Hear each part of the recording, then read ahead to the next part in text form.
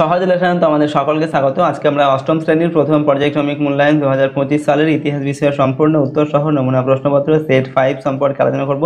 তো চলো এই ভিডিওতে আমরা ক্লাস 8 এর ফার্স্ট ইউনিট টেস্ট 2025 হিস্ট্রি সাবজেক্টের এই কোশ্চেন পেপারের উত্তরগুলো দেখে নিই। প্রথম ইউনিট টেস্টে তোমাদের 30 নম্বরের পরীক্ষা নেওয়া হবে, সময় দেওয়া থাকবে 1 ঘন্টা। এই প্রশ্নগুলোর পিডিএফগুলো আমাদের সহজ লেসন অ্যাপের মধ্যে দেওয়া আছে, অ্যাপের লিঙ্ক ডেসক্রিপশন বক্সে রয়েছে, সেখান থেকে তোমরা অ্যাপটিকে ডাউনলোড করে চাইলে প্রশ্নগুলোর পিডিএফগুলো নিতে পারো। দেখো 1 নম্বর থেকে বলা হচ্ছে সঠিক উত্তরটি বেছে নিয়ে বাক্যটি সম্পূর্ণ করো।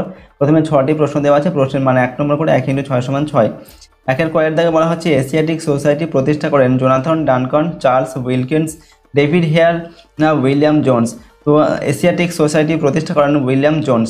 একের খয়ের দাগের প্রশ্ন হচ্ছে রাজধানী হিসাবে মীর কাসিম বেছে নিয়েছিলেন মুর্শিদাবাদকে, মুঙ্গেরকে, কাটোয়াকে, বর্ধমানকে। তো রাজধানী হিসাবে মীর কাসিম বেছে নিয়েছিলেন মুঙ্গেরকে। এরপর হচ্ছে গয়ের দাগে ভারতের সিভিল সার্ভিস ব্যবস্থা চালু করেন Warren Hastings, Lord Cornwallis, Lord Wellesley, Lord Dalhousie. তো ভারতের সিভিল সার্ভিস ব্যবস্থা চালু করেন, উত্তর হচ্ছে লর্ড কর্নওয়ালিস।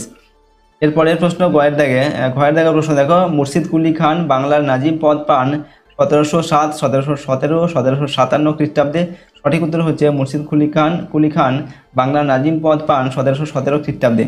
উমর দাগে বেসিনের সন্ধির মাধ্যমে অধীনতামূলক মিত্রতার নীতিতে স্বাক্ষর করেন নারায়ণ দত্ত, রঘুনাথ রাও, দ্বিতীয় বাজিরাও। তো বেসিনের সন্ধির মাধ্যমে অধীনতামূলক মিত্রতার নীতিতে স্বাক্ষর করেন দ্বিতীয় বাজিরাও।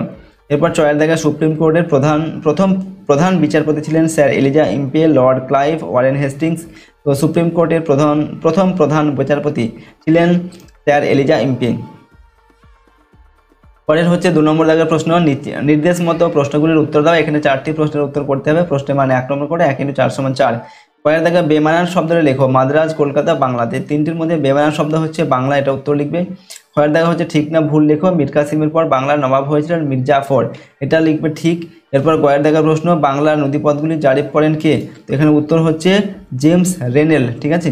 পরের প্রশ্ন দেখো ঘয়ের দাগে লাহোরের চুক্তি কাদের মধ্যে স্বাক্ষরিত হয়? তো ইংরেজ ও শিখদের মধ্যে লাহোরের চুক্তি স্বাক্ষরিত হয়।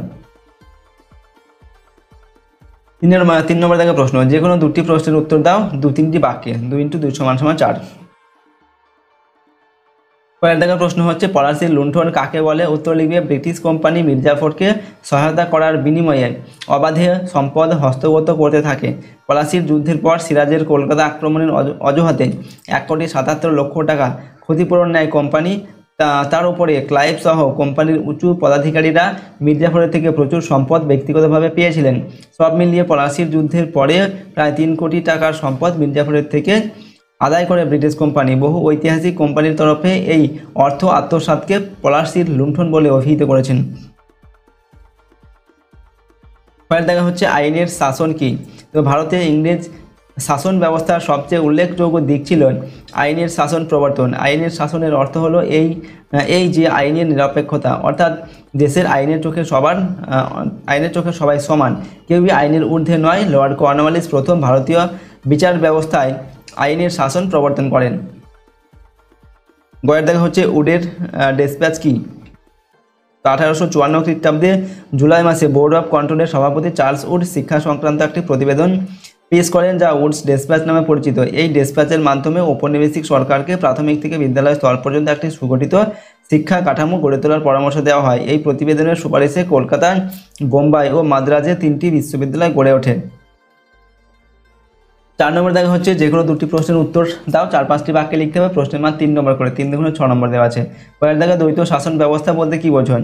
কোম্পানির দেওয়ানি লাভের ফলে প্রকৃতপক্ষে বাংলায় 2জন শাসক তৈরি হয়। একদিকে রাজনৈতিক আইন শৃঙ্খলা রক্ষা ও নিজামতের দায়িত্ব ছিল বাংলার নবাবের হাতে, অন্যদিকে অর্থনৈতিক কর্তৃত্ব ও রাজস্ব আদায়ের অধিকার পেয়েছিল ব্রিটিশ কোম্পানি।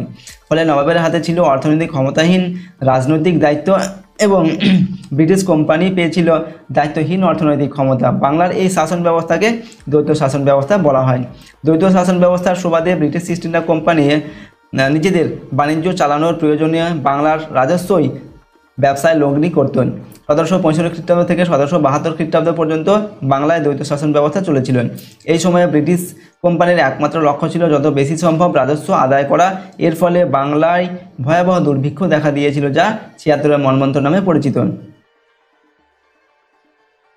পায়ের দাগে টিকা লিখতে বলা হচ্ছে সত্যবিলোপ নীতি সম্পর্কে। তো লর্ড ডালহৌসি প্রবর্তিত সত্যবিলোপ নীতির মূল কথা হলো ভারতের কোনো দেশীয় রাজ্যের রাজা কোম্পানির অনুমতি ছাড়া দত্তক পুত্র গ্রহণ করতে পারবেন না।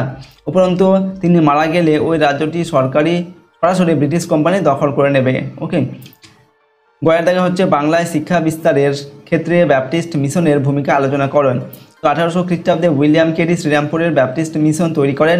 শ্রীরামপুরের মিশনারিরা ব্রিটিশ কোম্পানির তরফে শিক্ষা বিস্তারের বিভিন্ন উদ্যোগে সামিল হন। নিজেদের মুদ্রণ যন্ত্র বসিয়ে তারা ছাপাখানা চালানোর কাজে ব্রতী হন এবং বাংলা ভাষায় বিভিন্ন লেখা ছাপতে শুরু করেন। উইলিয়াম কেরি বাইবেলের একটি অংশকে বিভিন্ন ভারতীয় ভাষায় অনুবাদ করেন। 5 নম্বর থেকে যে কোনো দুটি প্রশ্নের উত্তর লিখতে হবে এখান থেকে, আর 10টি বাক্যের মধ্যে। ঠিক আছে, প্রশ্নের মান 5 নম্বর করে, 5 × 10 নম্বর। কয়ের দাগে বলা হচ্ছে পলাশী যুদ্ধ ও বক্সারের যুদ্ধের মধ্যে কোনটি ব্রিটিশ কোম্পানির ভারতের ক্ষমতা বিস্তারের জন্য বেশি গুরুত্বপূর্ণ? তোমার উত্তরের পক্ষে যুক্তি দাও। তো ভারতে ব্রিটিশ কোম্পানির ক্ষমতা বিস্তারে পলাশীর যুদ্ধের তুলনায় বক্সারের যুদ্ধ বেশি গুরুত্বপূর্ণ ছিল। পলাশীর যুদ্ধ শুধু বাংলার নবাবের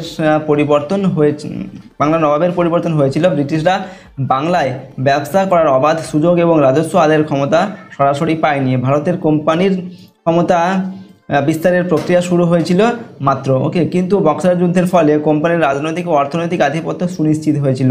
তাছাড়া অযোধ্যার শাসকের পরাজয়ের ফলে প্রায় পুরো উত্তর ভারতে ব্রিটিশ কোম্পানির ক্ষমতা বিস্তৃত হয়। পাশাপাশি দিল্লির মুঘল সম্রাটকে হারিয়ে দেওয়ার ফলে আনুষ্ঠানিকভাবে মুঘল সার্বভৌমত্ব সমস্যার মুখে পড়ে। শেষ পর্যন্ত মুঘল সম্রাট দ্বিতীয় শাহ আলম ব্রিটিশ কোম্পানিকে বাংলা, বিহার ও ওড়িশার দেওয়ানির অধিকার দিতে বাধ্য হন। এরপর ক্ষয়ের দাগে হচ্ছে ওয়ারেন হেস্টিংস এবং কর্নওয়ালিসের বিচার ব্যবস্থার সংস্কারের তুলনামূলক আলোচনা করো। এই সংস্কারগুলির প্রভাব ভারতীয়দের উপর কীভাবে পড়েছিল? উত্তর লিখবে 1772 খ্রিস্টাব্দে ব্রিটিশ কোম্পানির নতুন বিচার ব্যবস্থা চালু করে। 1773 থেকে 1781 খ্রিস্টাব্দের মধ্যে দেওয়ানি বিচার ব্যবস্থার কয়েকটি উল্লেখযোগ্য পরিবর্তন ঘটে।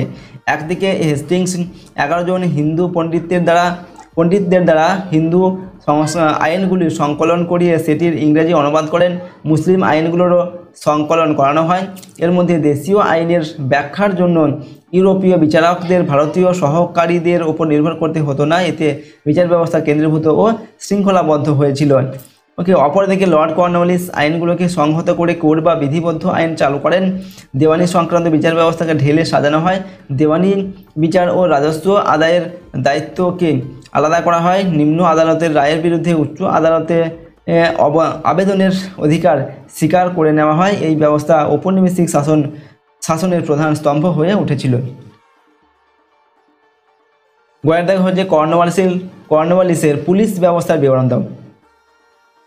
তো দেখো, 1793 খ্রিস্টাব্দে জেলাগুলির দেখভাল করার জন্য লর্ড কর্নওয়ালিস পুলিশ থানা ব্যবস্থা চালু করেন। প্রতিটি থানার দায়িত্বে ছিলেন একজন দারোগা। দারোগাদের নিয়ন্ত্রণ করতেন ম্যাজিস্ট্রেটরা। স্থানীয় অঞ্চলে সাধারণ মানুষের কাছে দারোগাই ছিল কোম্পানি শাসনের ক্ষমতা এবং কর্তৃত্বের প্রতীক। কিন্তু স্থানীয় জমিদারদের সঙ্গে দারোগারা সমঝোতা করে চলায় সাধারণ মানুষের উপর জমিদার ও দারোগাদের যৌথ পীড়ন চলত।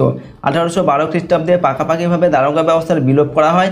তার বদলে গ্রামের দেখভালের দায়িত্ব দেওয়া হয় একজন কালেক্টরকে। ব্রিটিশ কোম্পানির মূল লক্ষ্য ছিল পুলিশি ব্যবস্থার মাধ্যমে আইনের শাসন প্রতিষ্ঠা করা।